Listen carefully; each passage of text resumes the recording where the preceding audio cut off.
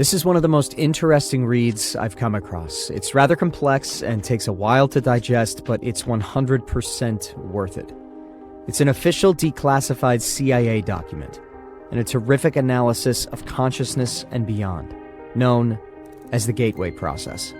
While it's an older document and has been declassified for a while now, the fact that modern developments in science, quantum physics, psychedelics, and neurobiology confirm what's written within those pages is nothing short of outstanding. It explains consciousness in a profound and analytical way and merges knowledge from mystics from Hindu, Buddhist, and Tibetan cultures to contemporary scientific knowledge of Planck distance, Einstein's theory of relativity, and the works of Niels Bohr.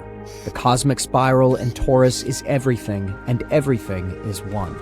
It seems as though individual consciousness is pulled from the collective consciousness using the frequency vibrations of the being. This applies to humans, whales, fungus, and amoeba.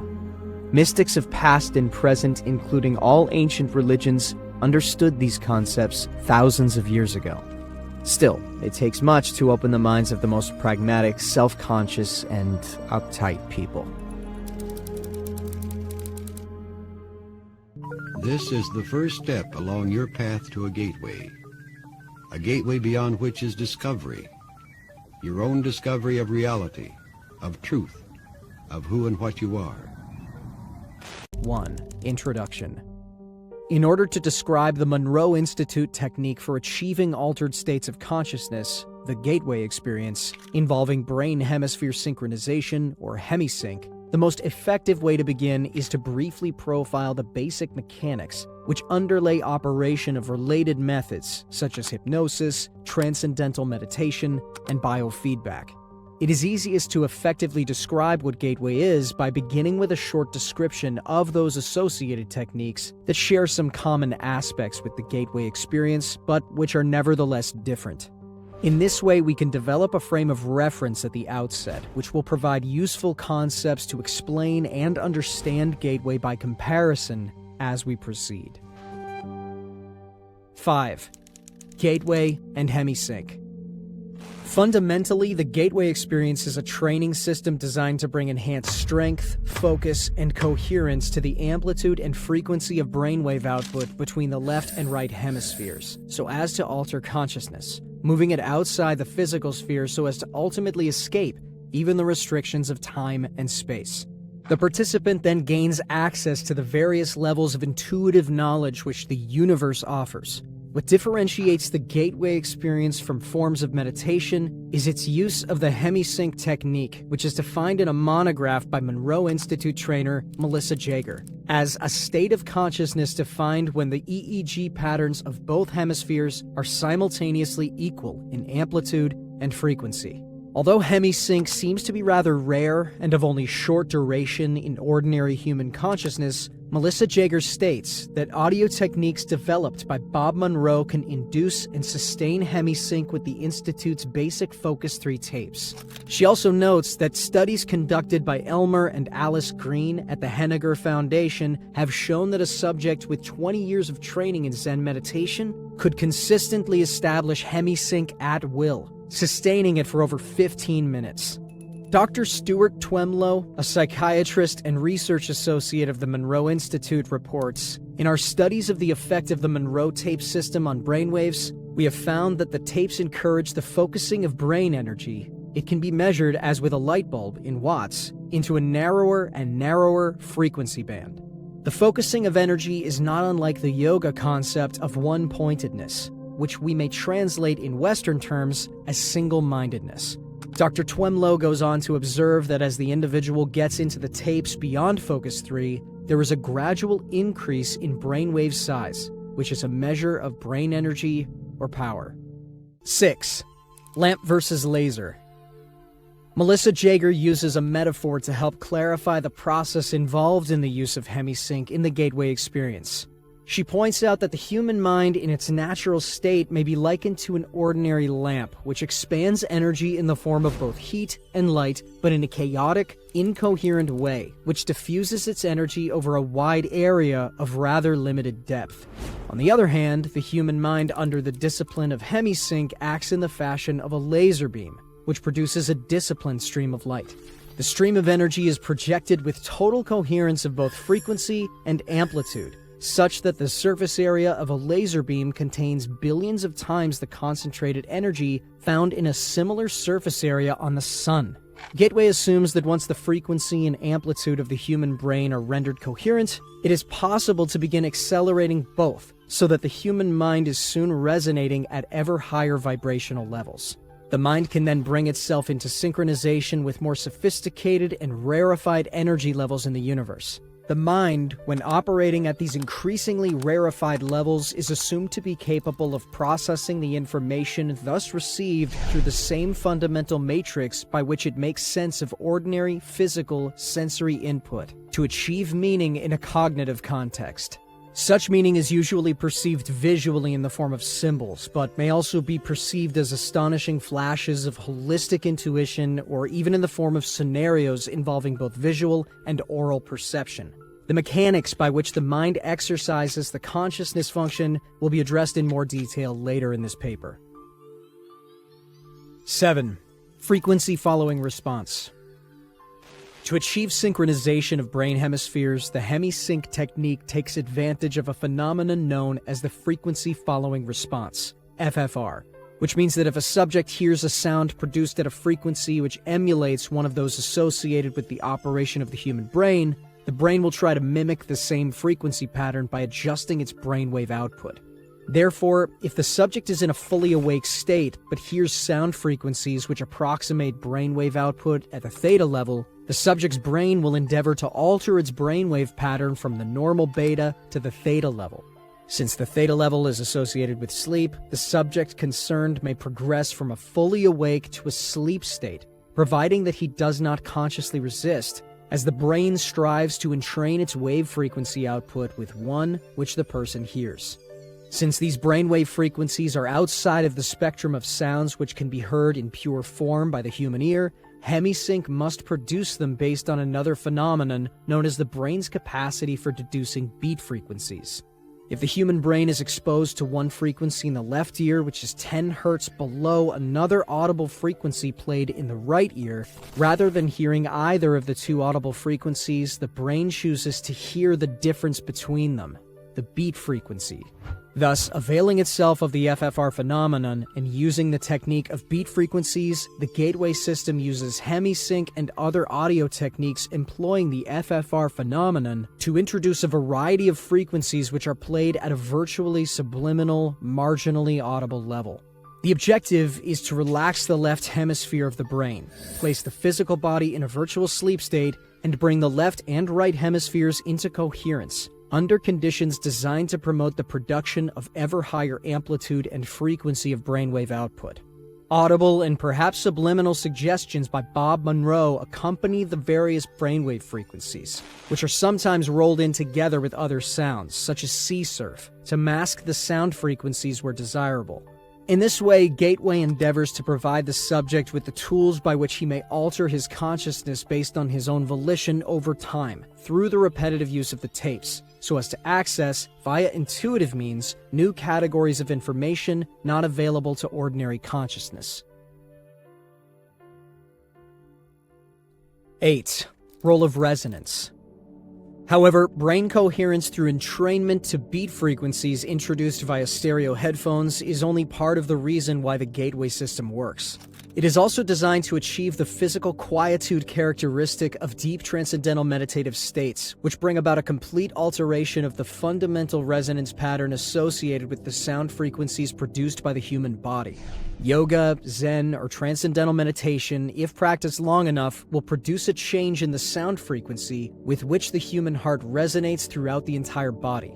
According to Bentov, this change in resonance results from the elimination of what the medical profession calls the bifurcation echo, so that the sound of the heartbeat can move synchronously up and down the circulatory system in harmonious resonance approximately 7 times a second. Bentov describes the role played by the bifurcation echo as follows. When the left ventricle of the heart ejects blood, the aorta, being elastic, balloons out just beyond the valve and causes a pressure pulse to travel down along the aorta. When the pressure pulse reaches the bifurcation in the lower abdomen, which is where the aorta forks in two to go into the legs, part of the pressure pulse rebounds and starts traveling up the aorta. If in the meantime the heart ejects more blood and a new pressure pulse is traveling down, these two pressure points will eventually collide somewhere along the aorta and produce an interference pattern. By placing the body in a sleep-like state, the gateway tapes achieve the same goal as meditation, in that it places the body in such a profoundly relaxed state that the bifurcation echo slowly fades away as the heart lessens the force and frequency with which it pushes blood into the aorta. The result is a regular, rhythmic sine wave pattern of sound, which echoes throughout the body and rises up into the head in sustained resonance. The amplitude of this sine wave pattern when measured with a sensitive seismograph-type instrument is about 3 times the average of the sound volume produced by the heart when it is operating normally. 9. Brain stimulation. Bentov's biomedical model shows that this resonance is of considerable importance since it is directly transmitted to and impacts upon the brain. The resulting vibration is received and transmitted into the brain itself via the fluid-filled third and left ventricles located above the brainstem. An electromagnetic pulse is then generated which stimulates the brain to raise the amplitude and frequency of brainwave output, just as Dr. Twemlow observed in his research on the effects of the Hemi-Sync tapes. Also, the brain is contained in a tight membrane called the dura, which is, in turn, cushioned by a thin layer of fluid located between it and the skull. As the coherent resonance produced by the human heart in a state of profound relaxation reaches the fluid layer surrounding the brain, it sets up a rhythmic pattern in which the brain moves up and down, approximately 0.005 to 0.01 millimeters in a continuous pattern. The self-reinforcing character of resonant behavior accounts for the body's ability to sustain this movement despite the minimal level of energy involved. In this way, the entire body, based on its own micromotion, functions as a tuned vibrational system which transfers energy in a range between 6.8 and 7.5 Hz into the Earth's ionospheric cavity, which itself resonates at about 7 to 7.5 Hz. Of this process, Bentov states, this is occurring at a very long wavelength of about 40,000 kilometers, or just above the perimeter of the planet. In other words, the signal from the movement of our bodies will travel around the world in about 1/7 of a second through the electrostatic field in which we are embedded. Such a long wavelength knows no obstacles, and its strength does not attenuate much over large distances. Naturally, it will go through just about anything: metal, concrete, water, and the fields making up our bodies. It is the ideal medium for conveying a telepathic signal. Consequently, the gateway process is designed to rather rapidly induce a state of profound calm within the nervous system, and to significantly lower blood pressure, to cause the circulatory system, skeleton, and all other physical organ systems to begin vibrating coherently at approximately 7 to 7.5 cycles per second. The resulting resonance sets up a regular, repetitive sound wave which propagates in consonance with the electrostatic field of the Earth. 10. Energy entrainment. As the body is tuned into a coherent oscillator vibrating in harmony with the surrounding electrostatic medium, the specific exercises included in the gateway tapes enjoin the participant to build up the energy field surrounding his body, presumably by using energy from the Earth's field, which the body is now entraining because of its ability to resonate with it. This puts the body's energy field into homogeneity with its surrounding environment, and promotes movement of the seat of consciousness into the surrounding environment, partly in response to the fact that the two electromagnetic medians are now a single energy continuum. Thus, the same process which moves the brain into focused coherence at steadily higher levels of frequency and amplitude, so as to entrain analogous frequencies in the universe for data collection, also promotes the enhancement of bodily energy levels to a point adequate to permit the subject to experience an out-of-body movement when he is ready to do so. In addition, by resonating with the Earth's electromagnetic sphere, the human body creates a surprisingly powerful carrier wave to assist the mind in communication activity with other human minds similarly tuned. 11. Consciousness and energy. Before our explanation can proceed any further, it is essential to define the mechanism by which the human mind exercises the function known as consciousness, and to describe the way in which that consciousness operates to deduce meaning from the stimuli which it receives. To do this, we will first consider the fundamental character of the material world in which we have our physical existence, in order to accurately perceive the raw stuff with which our consciousness must work. The first point which needs to be made is that the two terms, matter and energy, tend to be misleading if taken to indicate two distinctly different states of existence in the physical world that we know it. Indeed, if the term matter is taken to mean solid substance as opposed to energy, which is understood to mean a force of some sort, then the use of the former is entirely misleading. Science now knows that both the electrons which spin in the energy field located around the nucleus of the atom and the nucleus itself are made up of nothing more than oscillating energy grids. Solid matter, in the strict construction of the term, simply does not exist.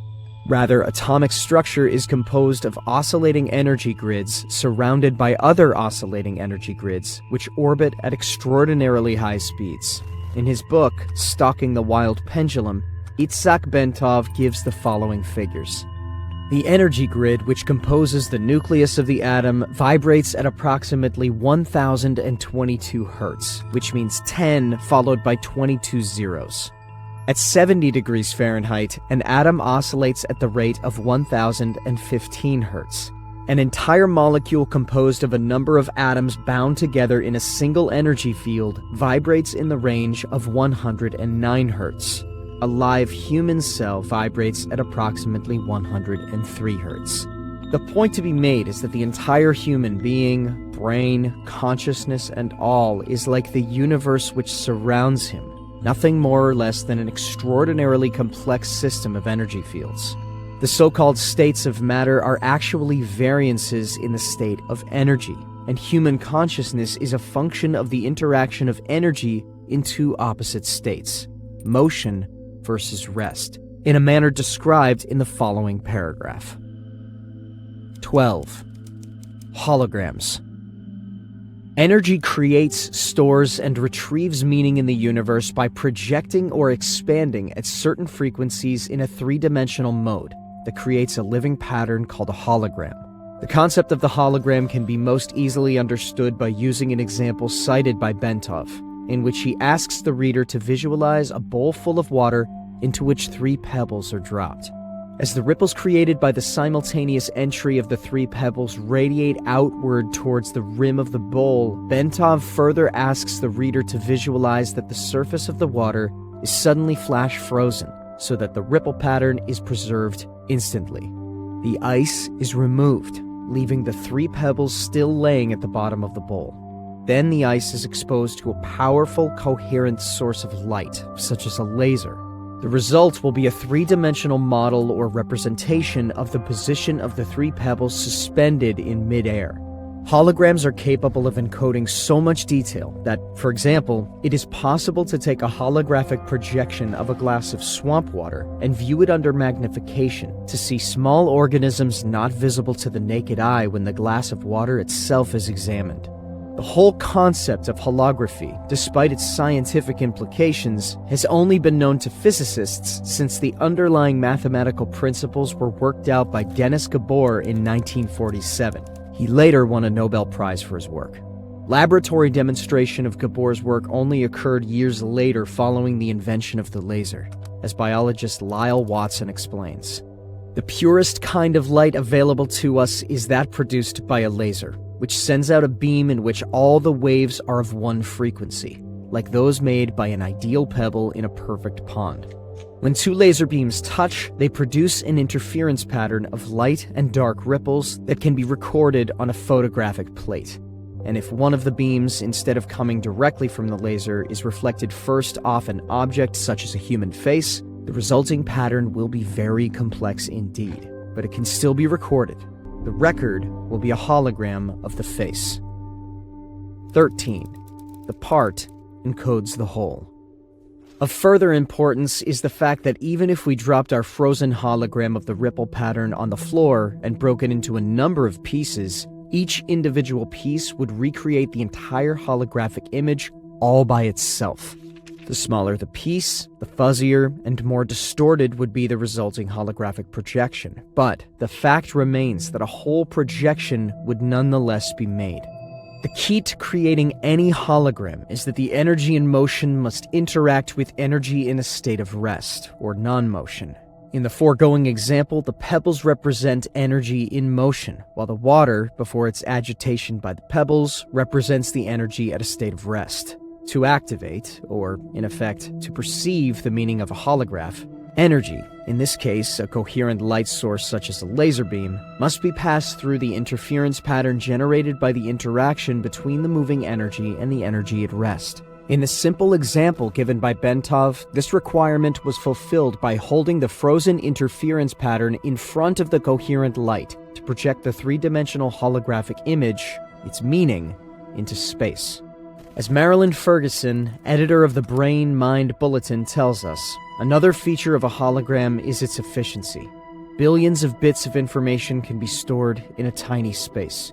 The pattern of the holographic photograph is stored everywhere on the plate. 14. The consciousness matrix. The universe is composed of interacting energy fields, some at rest and some in motion. It is, in and of itself, one gigantic hologram of unbelievable complexity. According to the theories of Karl Pribram, a neuroscientist at Stanford University, and David Bohm, a physicist at the University of London, the human mind is also a hologram which attunes itself to the universal hologram by the medium of energy exchange, thereby deducing meaning and achieving the state which we call consciousness. With respect to states of expanded or altered consciousness, such as gateway uses, the process operates in the following way.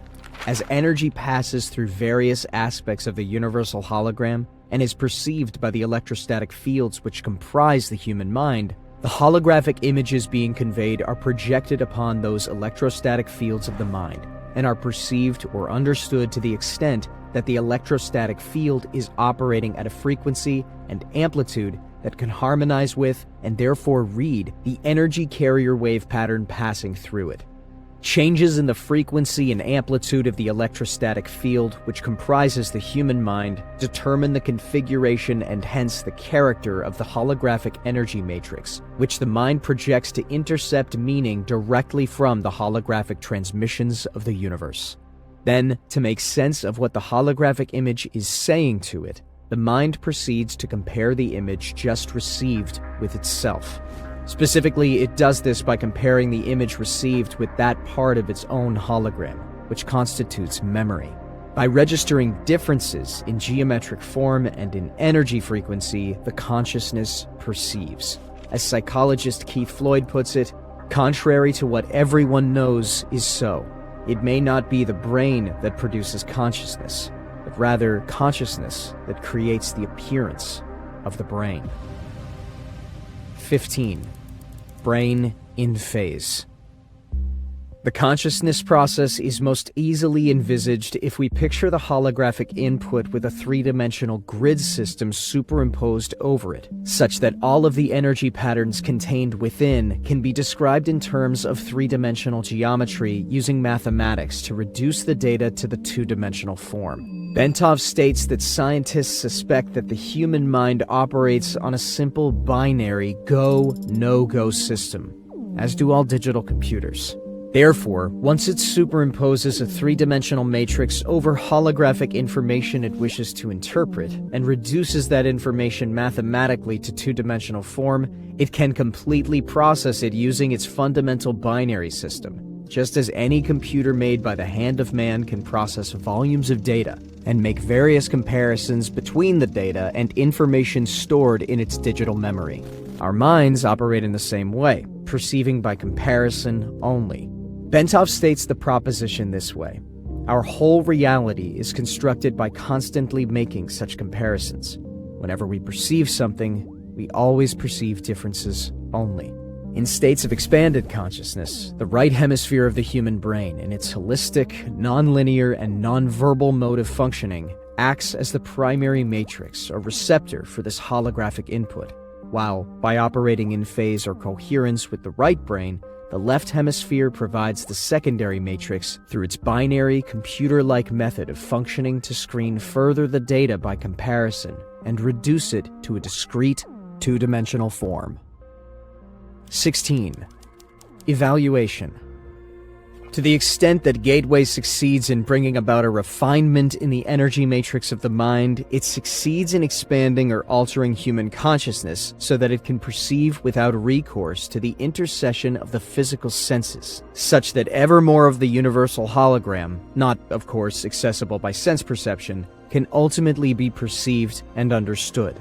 Marilyn Ferguson has written that the theories of Pribram and Bohm appear to account for all transcendental experience, paranormal events, and even normal perceptual oddities.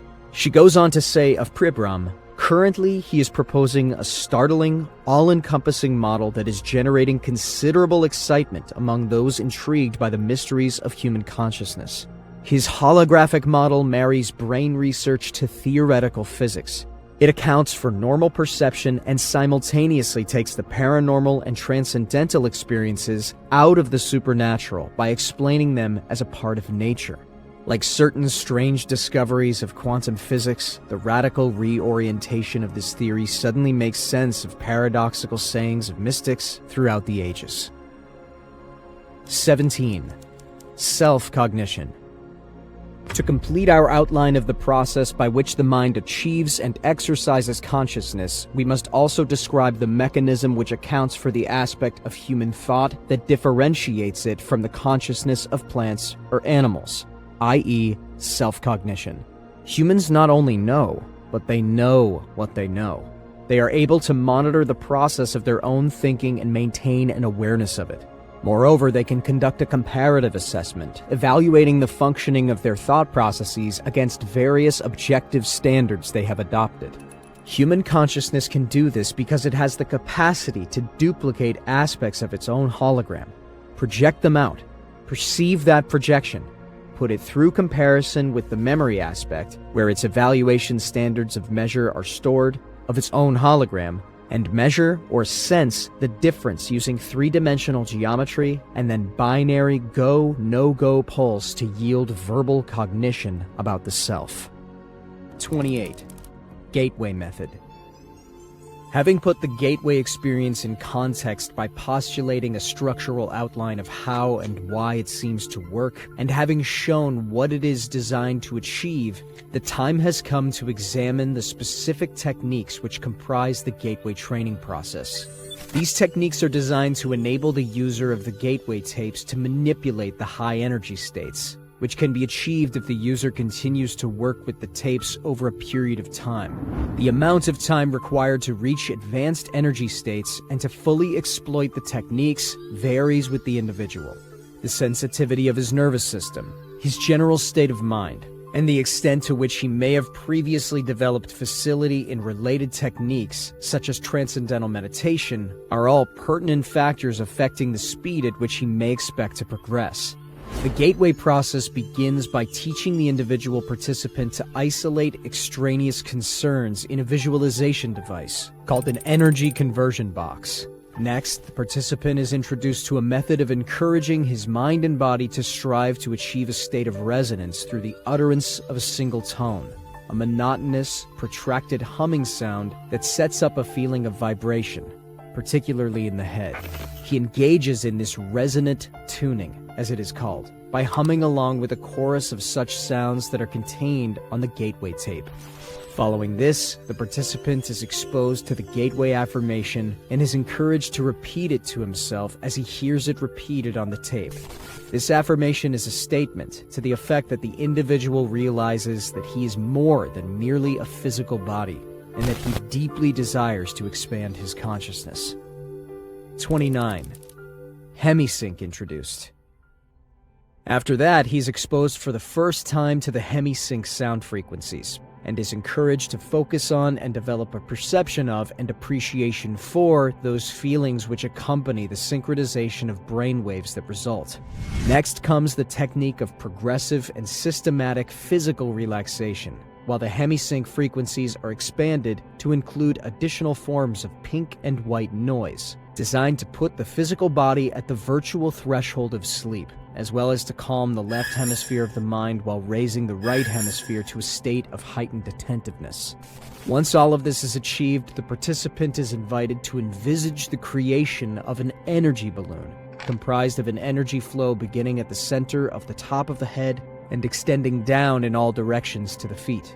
The energy involved in this flow then proceeds up through the body and back out into the balloon pattern again. The energy balloon, which sets up a pattern very reminiscent of the cosmic egg discussed earlier, not only enhances bodily energy flow and encourages the early achievement of a suitable resonant state, but is also designed to provide protection against conscious entities possessing lower energy levels, which the participant might encounter in the event that he achieves an out-of-body state. It serves as a precautionary purpose in the unlikely event that the participant's first out-of-body experience involves direct projection outside the terrestrial sphere. 30. Advanced techniques. Having reached focus 10, the participant is now ready to endeavor to achieve a state of sufficiently expanded awareness to begin actually interacting with dimensions beyond those associated with his experience of physical reality. This state is called Focus 12 and involves conscious efforts on his part while additional forms of pink and white noise enter the sound stream being directed into his ears from the gateway tape. Once the participant has achieved this state of greatly expanded awareness, he is ready to begin employing a series of specific techniques or tools, as the Monroe Institute characterizes them, which enable him to manipulate his newly found expanded awareness to obtain practical, useful feedback of value for promoting self-discovery and personal growth. The specific techniques involved are described individually below. A. Problem solving. This technique involves identifying fundamental problems which the individual wishes to see solved, filling his expanded awareness with his perception of these problems, and then projecting them out into the universe. In this way, the individual enlists the assistance of what Monroe Institute calls his higher self, in other words, his expanded consciousness, to interact with the universal hologram to obtain the information required to solve the problem. This approach may be used to solve personal difficulties, technical problems in the realm of physics, mathematics, practical administrative problems, and so on. Responses to the problem-solving technique may be received almost immediately, but often they come based on developing intuition over the next 2 to 3 days. Frequently, the response comes in the form of a sudden, holistic perception in which the individual suddenly finds that he simply knows the answer in all of its ramifications and completely in context, sometimes without even being able to put his newly found perception into words, at least initially. In some cases, the response may even arrive in the form of visual symbols, which the individual will see with his mind while he is in the Focus 12 state, and which he will have to interpret after he returns to normal consciousness. B. Patterning. This technique involves the use of consciousness to achieve desired objectives in the physical, emotional, or intellectual sphere. It involves concentration on the desired objective while in a Focus 12 state, an extension of the individual's perception of that objective into the whole expanded consciousness, and its projection into the universe with the intention that the desired objective is already a matter of established achievement, which is destined to be realized within the time frame specified. This particular methodology is based on the belief that the thought patterns generated by our consciousness in a state of expanded awareness create holograms which represent the situation we desire to bring about, and, in doing so, establish the basis for the actual realization of that goal.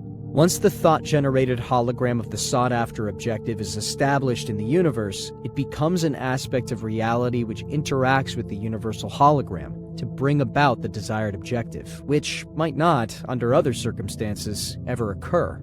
In other words, the technique of patterning recognizes the fact that since consciousness is the source of all reality, our thoughts have the power to influence the development of reality in time-space as it applies to us, if those thoughts can be projected with adequate intensity.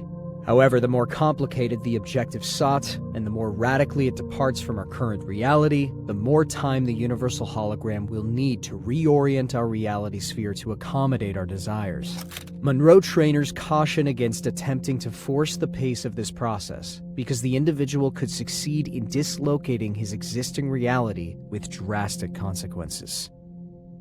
C. Color breathing. The next technique is called color breathing and is designed to use the expanded awareness and highly focused attentiveness associated with the Focus 12 state to imagine various colors in a particularly intense and vivid manner so as to use them to resonate with and, in turn, to activate the body's own energies.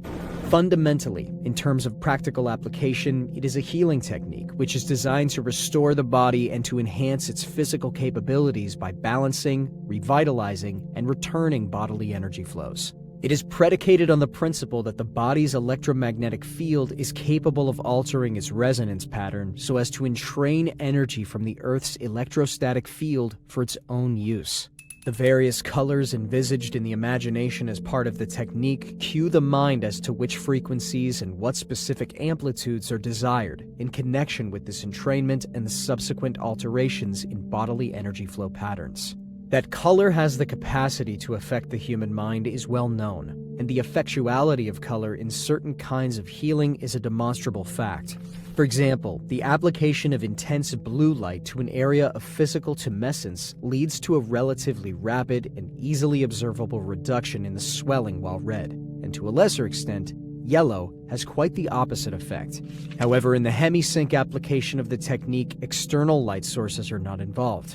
Rather, the mind is the sole agent of healing and revitalization. D. Energy bar tool. Magic wands and enchanted scepters have been part of the folklore and occult practices of many cultures. The scepters, staffs, and maces carried by monarchs and high priests alike occur with such frequency in the history of bygone eras as to suggest that, at the very least, these items are aspects of some type of archetypical symbol which the human mind seems to appreciate, perhaps subliminally. In any case, the energy bar tool technique involves envisaging a small, intensely pulsating dot of light, which the participant charges in his imagination with enormous energy until it is virtually pulsating. The participant then extrudes the dot into the shape of a sparkling, vibrating cylinder of energy, which he then uses to channel force from the universe to selected parts of his body for purposes of healing and revitalization. E. Remote viewing. In addition, the energy bar tool is used as a portal for initiating a follow-on technique called remote viewing. In this context, the participant turns his bar of energy into a whirling vortex through which he sends his imagination in search of new and illuminating insights. The apparent purpose of the symbolism involved in the vortex seems to be to cue the subconscious and to convey its instructions as to what the participant wishes to do, but in terms of nonverbal symbols which the right hemisphere of the mind is capable of understanding. F. Living body map. This technique provides amplification for the application of the energy bar tool as a means of healing specific areas or systems of the human body. The configuration of the participant's body is imagined, and then the various major systems, such as the nervous and circulatory systems, are envisaged in appropriate colors within the confines of the outline being held in the imagination. The energy bar tool is then applied to energize, balance, and heal in whatever manner the participant desires. In the process, the participant visualizes various streams of colored energy flowing out of the tool into the organ system or area upon which the revitalizing or healing application is being made. Since colors are the results of different wavelengths of light, which is to say, energy at various frequencies, this technique operates on the assumption that as the human body is composed of energy, it can be vitalized and healed through the additive application of additional energy, provided that the energy is applied in the appropriate form. G. Focus 15. Travel into the past. All of the preceding techniques are conducted at the level of expanded awareness known as Focus 12. However, the technique of time travel into the past involves a further expansion of consciousness through the inclusion of additional levels of sound on the Hemi-Sync tapes.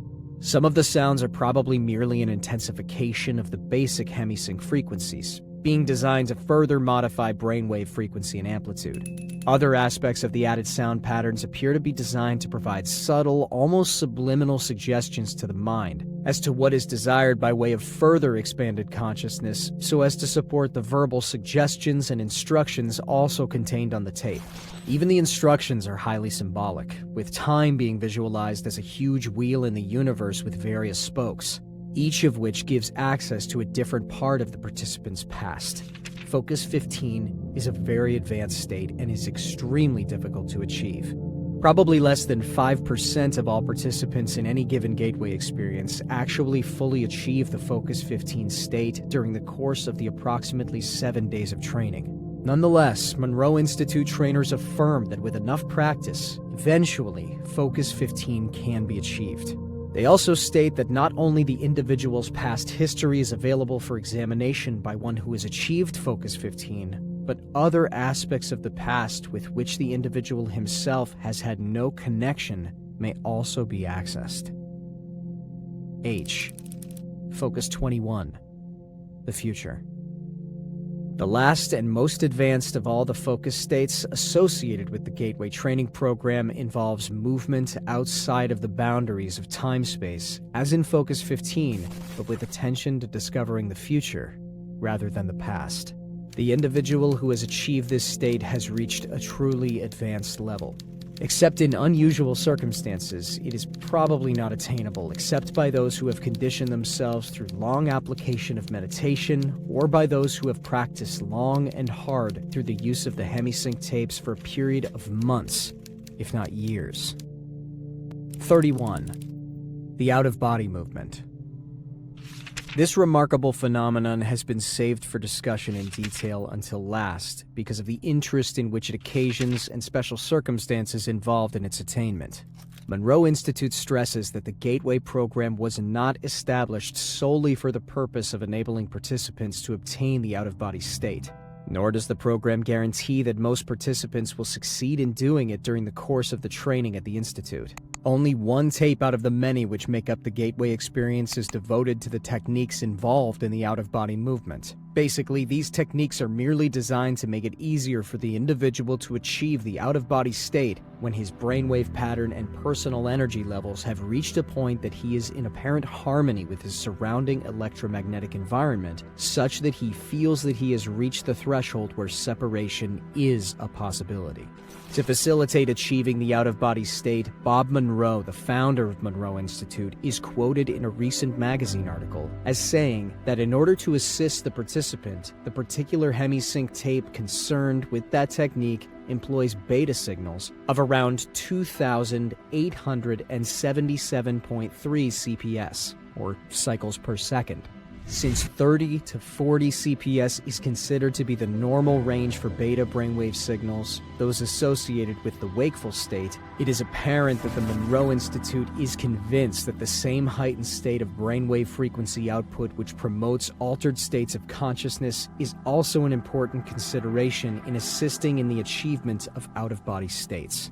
The actual techniques employed for separating from the body involve such simple maneuvers as rolling out, lifting out after the fashion of a telephone pole, wherein the individual separates in a rigid, head-first manner, such that he finds himself standing at attention at the foot of his physical body, and sliding out through either end of his body. 32. Role of REM sleep. It is interesting to note that Bob Monroe informed the Gateway class that finished on the 7th of May 1983 that an ex-trainer of his operating in Charlottesville, Virginia, found that he could guarantee out-of-body movements by bringing participants down into a rapid eye movement, REM, state of sleep, and then use the Hemi-Sync tape technique. This may well be a function of the fact that most, if not all people, reputedly go into an out-of-body state during REM sleep. REM sleep is the deepest possible level of ordinary sleep and involves complete disengagement of the body's motor cortex functions from the neck down and nearly complete the suppression of consciousness in the left brain hemisphere. The effect of this is to put the body in a state of complete stillness so far as the skeletal muscle structure is concerned. thereby further promoting the state of deep rest needed to eliminate the bifurcation echo. In addition, it leaves the right hemisphere of the brain free to respond to the instructions and suggestions contained on the gateway tape. However, the use of the Hemi-Sync tapes at this point may be less a factor in actually achieving the out-of-body state than it is a matter of focusing the brain enough so that a residual memory of having naturally achieved an out-of-body state is carried into the waking state. Indeed, it may even be postulated that some dreams associated with deep levels of sleep are, in fact, functions of the same kind of altered consciousness involved in interaction with the universe that plays a role in all of the Focus 12, 15, and 21 states described above. The difference between those states in the condition of the mind in REM sleep seems to be that the left hemisphere is almost totally disengaged in the latter experience, such that memory of what was achieved in the altered states of consciousness cannot usually be retrieved by conscious desire, because the left hemisphere has no knowledge of its existence or its location in the right hemisphere.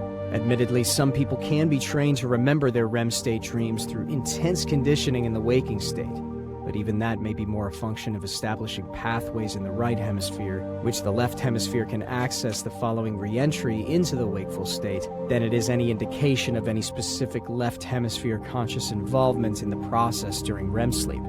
In any event, the three apparent conditions required for voluntarily inducing an out-of-body state in most individuals seem to be: 1. Achievement of a state of profound quiet in the body, such that the bifurcation echo fades and resonance at approximately 7 Hz is established. 2. Synchronization of the two brain hemisphere wave patterns.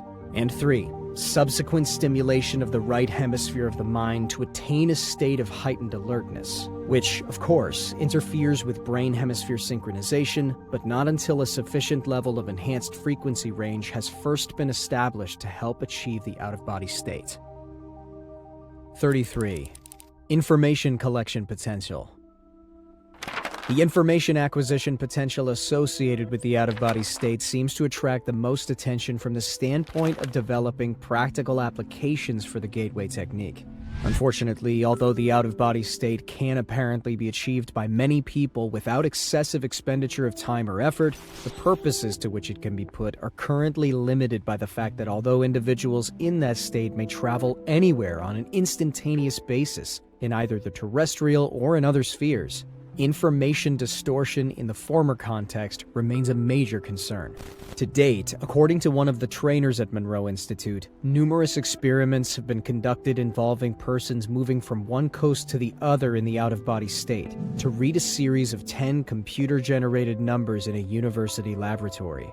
Although most have acquired enough of the digits to make clear that their consciousness was present, none have ever succeeded in getting all 10 correct.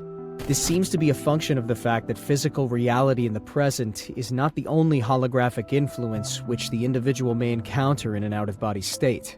There are also energy patterns left by people or events occurring at the same physical site being viewed but from the past rather than the present. In addition, since thoughts are the product of energy patterns and energy patterns are a reality, it may also be possible that individuals encounter thought forms while in an out-of-body state, which mingle with physical reality and are not easily differentiated. Finally, as Melissa Jager writes, there is another potential problem area in the sense that holograms can be viewed pseudoscopically, that is to say, inside out or backward, just as well as they can be seen in proper perspective. Some of the distortions occurring may ultimately prove to be traceable to this cause because, in the out-of-body state, an individual may perceive the holographic energy patterns given off by people or things interacting in time-space reality in a somewhat distorted form. 34. Belief system considerations.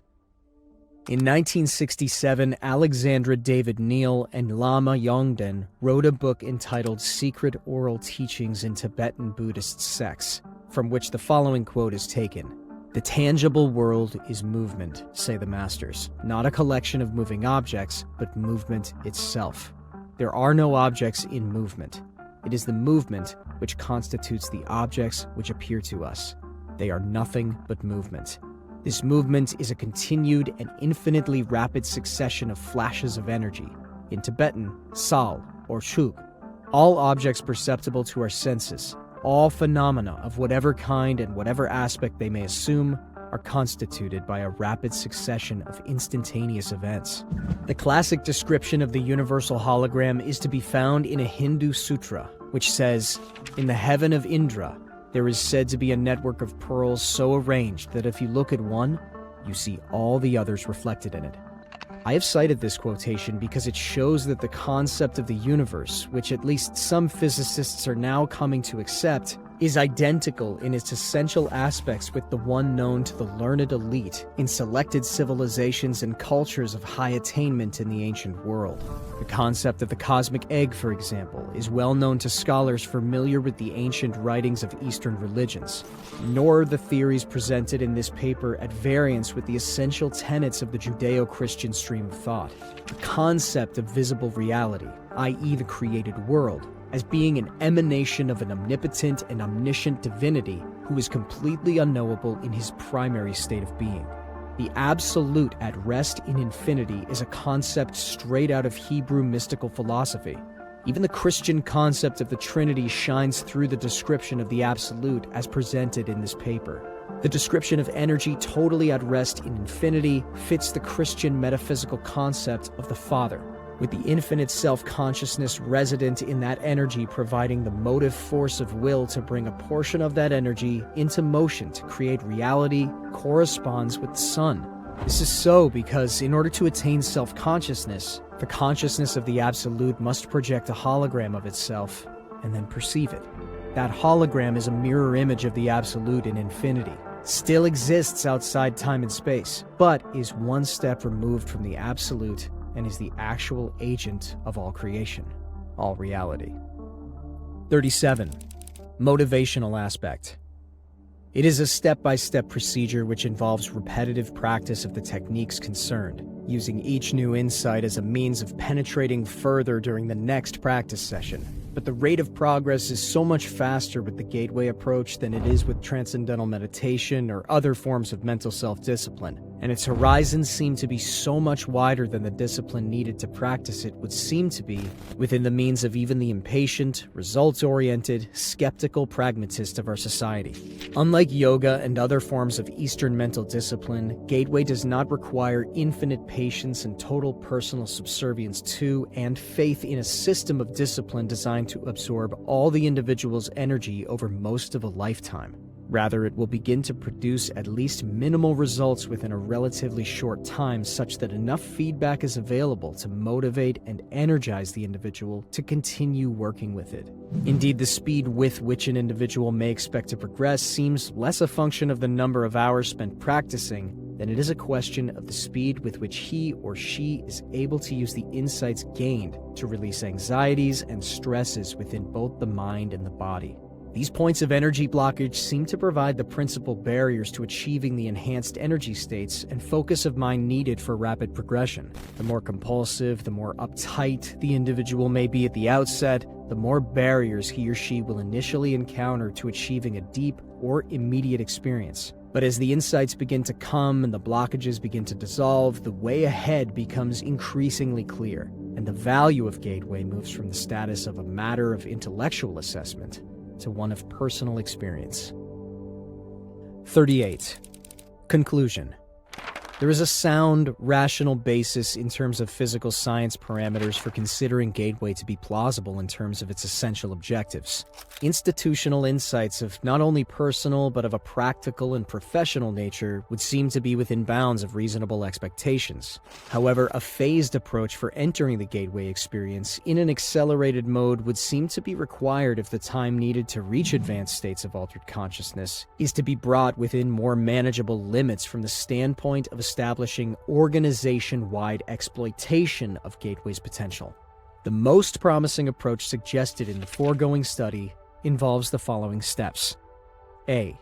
Begin by using the gateway Hemi-Sync tapes to achieve enhanced brain focus and to induce hemispheric synchronization.